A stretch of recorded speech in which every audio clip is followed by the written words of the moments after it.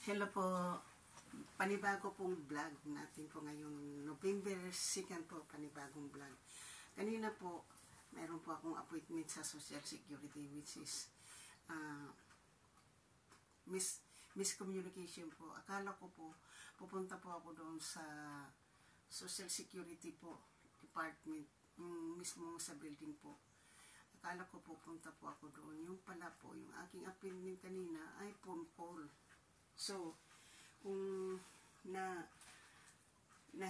hindi lang po ako na misinterpret po ng aking appointment po. Hindi po ako gigising ng maaga. Biro mo gumising po ako ng maaga. Sumakay po ako ng bus ng maaga. Tapos nilakad ko pa po ng 30 minutes bago po ako nakarating doon sa building ng Social Security po. 30 minutes pa po yung nilakad ko mula sa bus stop hanggang doon sa Social Security building po. Ngayon po, mula naman ng Social Security building, dumaan po ako sa Rose para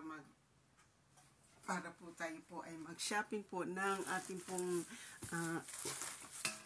pangsusuot naman po ng ating winter po. Pwedeng ilakad, pwedeng ipangbahay po. Pero pwede ko naman siguro pong ilakad ang isa kasi solid po siya. Kahit na yung isa, pwede naman din pong labas, punta lang ng grocery, mabili ng hindi lang po yung basta ito po, pumunta, nakatapos po ako, nung nakapasok na po ako sa loob ng Social Security building po, nakakuha na po ako ng number, naka-register na po ako doon. Bigla ako po yung unang tinawag. Yung pala po ang sabi sa akin na ng assistant po doon na ang appointment ko po ay 9:45, which is nandoon na po ako ng 9 o'clock po. So 9:05 po nakapasok na po ako ng building. Ngayon po, sabi niya sa akin na ang appointment ko ay 9:45 phone calls. So tinanong niya ako kung kumpleto po ako ng requirement. Sabi ko, hindi ko po dala yung mga ang dala ko lang Social Security lang ng late husband ko.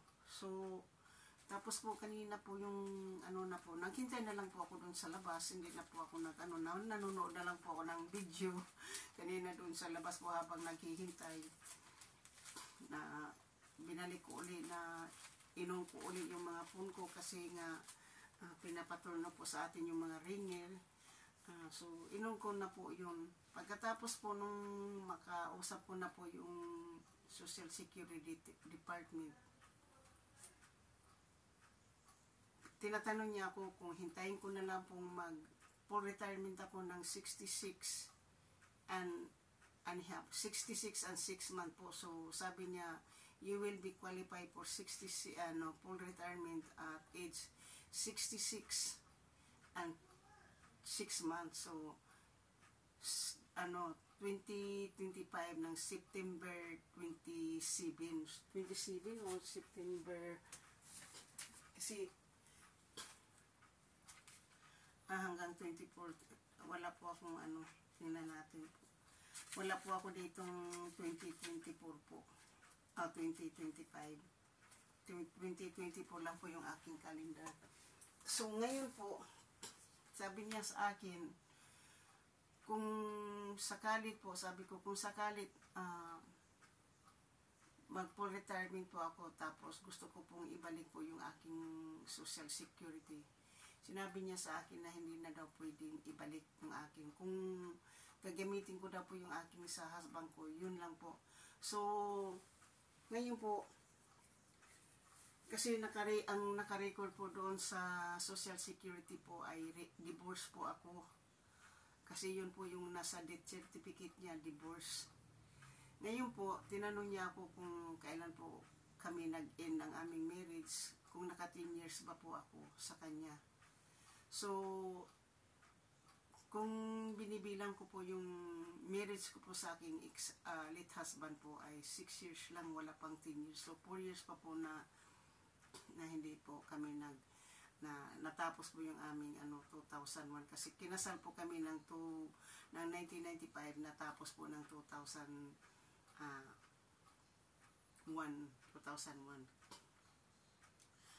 Ang late husband ko po yung nagfile po ng divorce sa akin. So, wala po tayong magawa. Kasi ako po yung mismo nagsabi sa kanya, kung hindi ka happy sa akin, di mag-file ka ng divorce. So, nag-file ng divorce, pero hindi naman po umalis sa aking kamay po.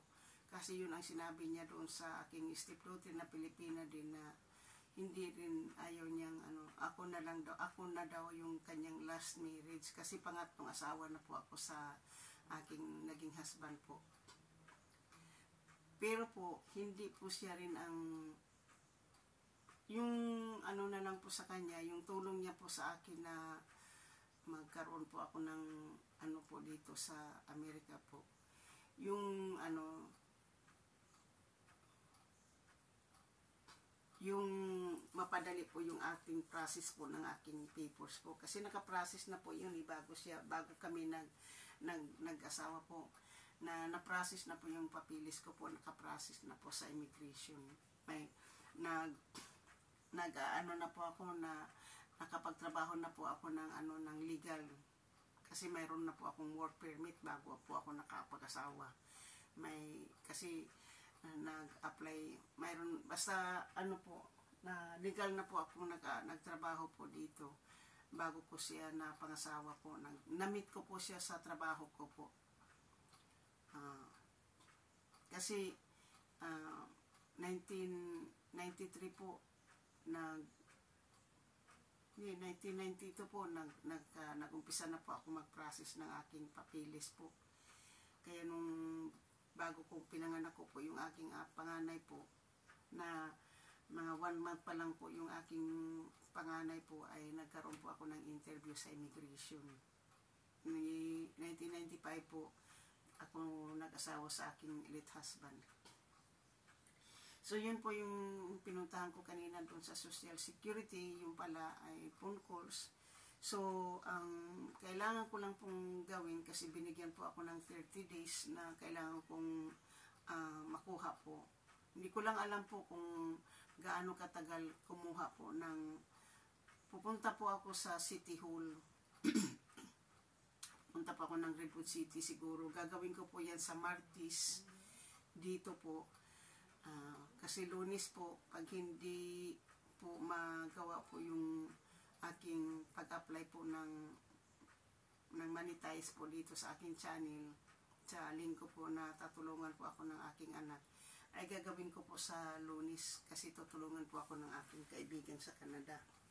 So, ang mangyayari po, na pupunta po ako ng City Hall sa next week po. Hindi ko po magagawa bukas po, kasi hahanapin ko po yung divorce papers po.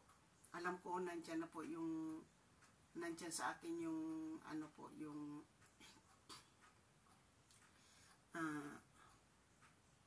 marriage certificate na po. Kasi nasagot ko naman po kanina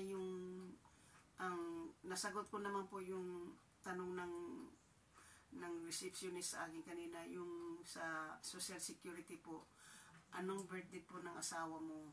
Sabi ko sa kanya, June 28, 1942.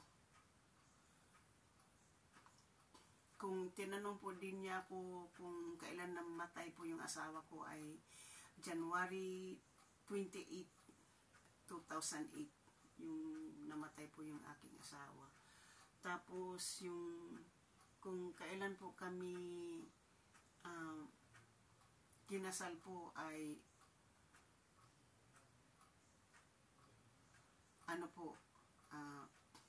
October 12, 1995 po. October 1995 po kami kinasal. Kasi kinabukasan po niyan, October 13 po, yung aking anak tatap yung taon, yung aking anak nung kasi 93.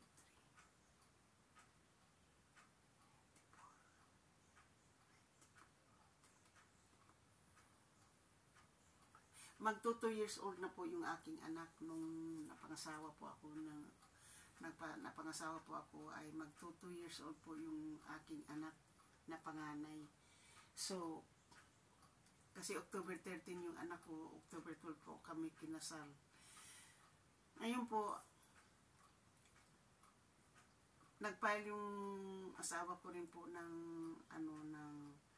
divorce ay September, 2021, hindi ko lang po alam kung natapos po September, hindi ko lang po alam. Pero kailangan daw po ng may notary po, notarize po nung mayroon pong yung stamp na purple daw. Sabi ko hindi ko kasi kasi nung namatay siya, hinahanap ko po yung talagang final na divorce. Wala po doon. Wala po ako nakita na final, pero titingnan ko po kung ano yung copy ko dyan. Kung wala po, pupunta po ako sa City Hall, magre-request po ako ng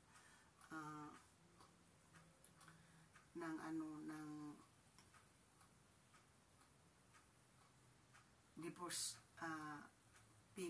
divorce papers. Kung sasabihin po ng City Hall na hindi po hindi po yun na disqualified po yung divorce na yun, hindi ko lang po alam kasi sa death certificate po naka divorce po eh. Hindi nga ako nakakakuha ng death insurance po sa aking trabaho noon kasi divorce nga po yung nakalagay doon eh. Kasi alam ko po divorce po ako sa kanya kasi nga yung bago po namatay yun eh, tinanggal na po niya inalis niya yung aking pangalan na joint account dun sa aming account po kasi ako yung beneficiary niya doon sa kanyang social security. So ngayon po yung aking social security po, ang ibibigay kong pangalan po dyan yung aking anak, yung gagawin kong joint account doon sa bank account, sa bangko ko po.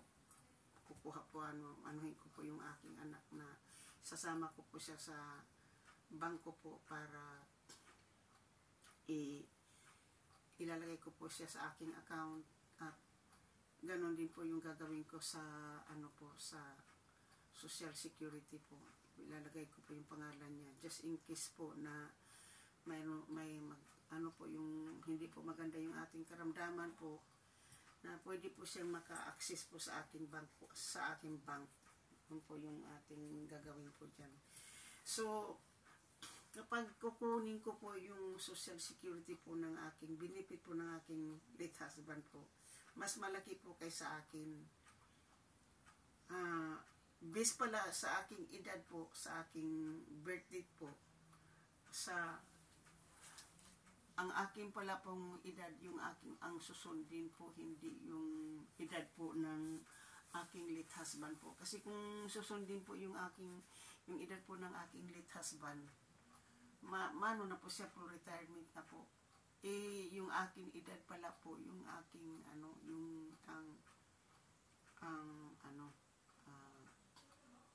susundin. Kasi ngayon pala po yung, kasi nung nag-edad po yan, kasi kung nag-edad po kasi ako ng 60 noon, nag-apply po ako dyan sa kanyang survivor benefit eh. Pero sinabi lang kasi na kung mayroon ba akong trabaho, sabi ko oo, mayroon. So hindi po ako nakakuha ng kanyang benefit survivor. Ngayon po tinanong po ako kung nag-asawa po ako, sabi ko hindi po ako nag-asawa. So yung isa po din yung tatanungin ko po, pero gusto ko na po kasi ng in-person kasi para po marami po akong maitanong kung ano po yung dapat kong gagawin, kung sakalit mag-asawa po ako uli, kung tuloy-tuloy pa ba po yung aking social security. Kasi kung gagamitin ko po yung sa aking late husband po, pag nag-asawa po kasi ako dyan, automatic po yan, tanggal po yung aking benefit. Wala na po ako makukuha. Pero paano po yung aking social security? Yun lang po yung gusto ko. Pero kung akin po yung kukunin po, kahit na mag-asawa po ako, wala po akong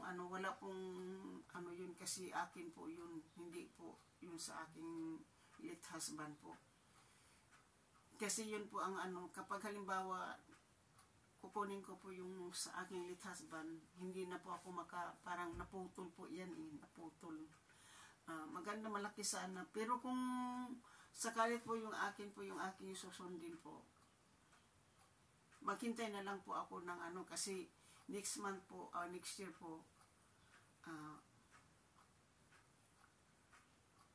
bali, maghintay na lang po. So, pag next year po, maghihintay na lang po ako ng 1 year. Kasi March po ako March po ang aking birthday, March.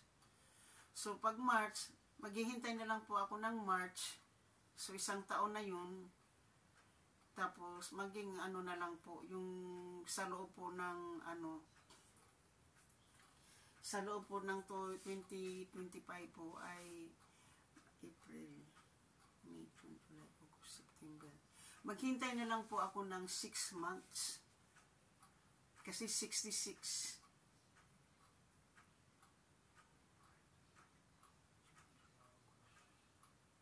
Kasi yung pag halimbawa po, nag-uumpisa kasi yan kapag nag-file ka po ng Social Security, kung halimbawa March ang birthday mo, nag-kick in po yan, start po yan ng April.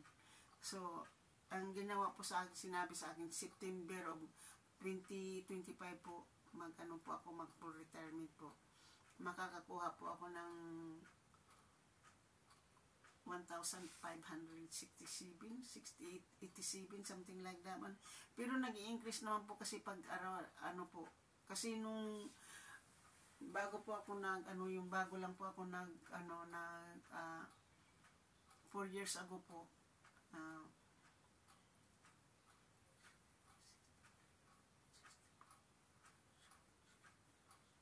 2 years ago po na nag-apply po ako ng Social Security po. And 967 lang po yung nakukuha ko. So, ngayon po, umabot na po ako ng 1150 po. Buwan monthly po yan.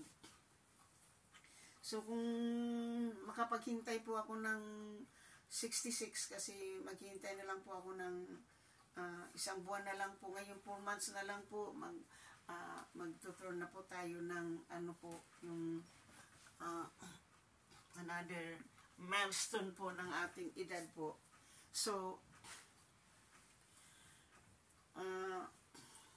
titingnan ko na lang po, my decision po is gonna be soon po. Pero marami po akong katanungan bago po ako magpatuloy po sa aking gusto pong kasi gusto ko lang po talaga magkaroon po ng extra na pera po. Pero kung halimbawa po magiging full retirement na po ako, kung hindi ko po kukunin yung sa aking late husband po ay po yun, kung makapaghintay po ako magtiis-tiis na lang po ako magtrabaho kahit nabigyan lang po ako ng 8 hours a day po, a week. Hintay-hintayin ko na lang po yun. Kasi kapag mag-edad na po tayo by September of 2025 po, pwede na po akong kumuha uli ng isa pang trabaho. Pwede na po ako mag full time. So, yung income ko po ng Social Security na palagay natin 1,567 po, kung makapagtrabaho po din ako ng full time, hindi pa naman po ako nag-retire sa trabaho ko po. So, di malaki-laki na rin po yung ating income. Di aabot po tayo ng mga to something. You know. So, yun lang po. Depende lang po yan kung gaano po ang mga manager ko po sa Old Navy, sa trabaho ko po ay talagang greedy po ng pera, talagang sakim po sila sa pera, talagang kung sino lang po yung paborito nila, yun lang po ang binibigyan ng oras. Kaya hindi na po ako nagrereklamo, ayaw ko pong maghalik sa kanilang puwit para lang mabigyan po ako ng dahil may karma din po yan, hindi lahat ng araw nasa inla sa kanila lang po yan. Yun nga ang sinasabi sa akin ng aking mga naging kaibigan. You know, they are not gonna last long. You know, Do you always get the karma? Sabing ganyan. So anyway po, nag-shopping po tayo kanina pagkatapos po ng ating social security na appointment po. Pumunta po ako dito. Ito po yung pinuntahan ko. Dito po tayo nagpunta po. Nag-shopping po ako dito. Ang akin pong nabili po ay ano po natin yan, kupiin na lang po natin yan kasi pwede pa natin ganun. Ito po ang sapatos po na halaga po siyang $19 po.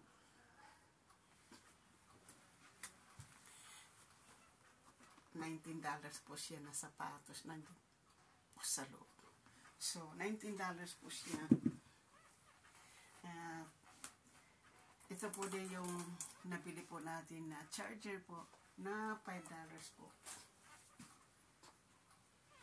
At ito po din chinilas po natin na pangbahay na po kasi manglamig na po ay $5. Jones New York po. Jones New York na ano po na maganda naman po eh. Kailangan lang po natin sanayin po yung ating paa dyan kasi madulas. Madulas po yung ito po, chineers po ako dito kanina ng $8.99. Eh sabi ko, bakit na ang laki naman ng kung $4 lang, $5 ng $5, plus 15, plus 18, si lang, 28, plus yung yun lang po, tatlong piraso. Sabi ko, bakit ang laki? Yung pala, chineers po ako ng $8.99 imbes na $4.99 lang po, bali $5 lang po yung presyo nito. So ginawa ko po, napabalik ko at nakuha ko po yung refund. So bali $5 lang po yan. Bali binayaran ko lang po dyan $5.49 po. So yan po, kasi maliit naman po yung paa natin. Kasi mayroon po akong bagong ganito po. Hindi ko po makita, hindi ko alam kung saan nilagay yung aking anak. So, ngayon po, ito din po, pumili po diyan tayo ng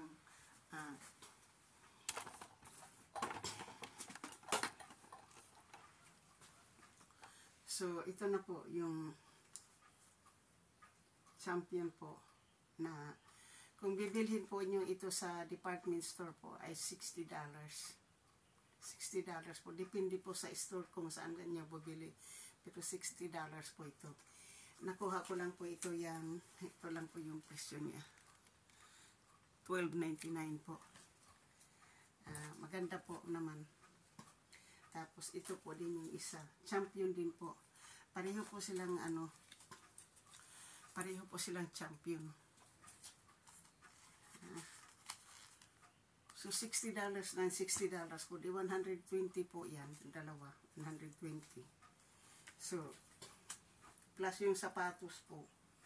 Kung bibilhin mo po yun sa department store din po, ay nasa halaga po yun ng mga $70 din po yun. Diba?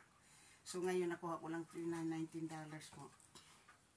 So, ito po. Maganda naman po. Yan. Plain lang po siya. Mayroon lang po siyang counting logo po dyan yan. So, ito po, pwede ko po itong pang trabaho kasi maganda po siya. Oh.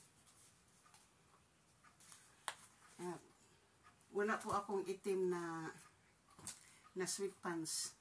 So, ito lang po yung itim. Tsaka napakaganda po. Na, mabuti po na kuha ko po ng lang po. So, bali, 24. Tapos, meron po tayong nabili pang candy. At, siyempre, hindi po nakalimutan po yung pagkain kanina. Iba naman po din yung aking pagkain kanina. So, bumili din po ako ng pagkain.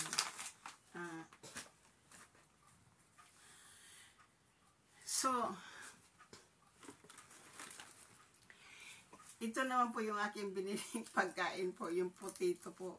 Kasi, nung nakaraan po, bumili po ako, nagluto po ako ng chicken po. Tapos, niluto ko po ito. Nagustuhan ko po kung paano ko siya niluto. So, yung pag ganito po, kasi maliliit na yan, diba? Ibo-boil lang po yan. Ibo-boil lang. Slicein na lang po yan para parang madali po maluto. Slicein, tapos i-boil, tapos ilalagay po natin sa oven. Meron naman ako maliit na oven eh. Tapos lagyan po natin ng olive oil.